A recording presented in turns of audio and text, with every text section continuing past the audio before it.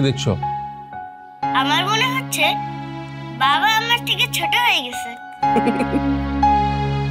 ছোট তো হবেই, ছেলে কখনো বাবা মার কাছে বড় হয়?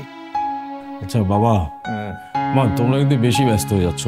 মানে এর আগেও আমার অনেকবার জ্বর হয়েছে না? আর তখন তো বৌমা ছিল, আমাদের কিছু করতে হয়নি। এখন বৌমা নেই, এখন আমাদের করতেই হবে। তুই চুপচাপ থাক, একদম কোনো কথা বলবি না। তোর মা যা যা বলেছে সেগুলো করবি, একদম লক্ষ্মী ছেলের মতো চুপ করে থাক। বাবা, আমার মনে হচ্ছে তোমার জ্বরটা এসে ভালোই হয়েছে। এই বয়সে দাদা দাদির আদর খেতে পারছো। তোমার চেহারার কি অবস্থা? আপনার আমার ছেলেটার কোনো যত্ন নেননি, তাই না?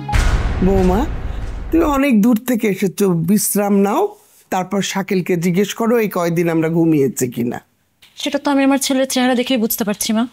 আমার ছেলের কত টেক কেয়ার করেছেন আপনারা। আচ্ছা জুলি, তুমি একটু শান্ত হও। তোমার আবার কি হয়েছে? এরকম ফিট বাবু হয়ে বসে আছো কেন? আমারও জ্বর। ও মাই গড, আমি কোথায় আসলাম? সবাই জ্বর বাঁধিয়ে বসে আছো।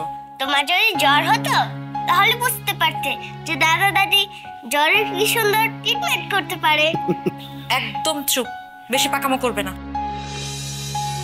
আমি কয়েকটা দিন ছিলাম না, আর আপনারা আমার ছেলেটাকে পাকা বানিয়ে ফেললেন।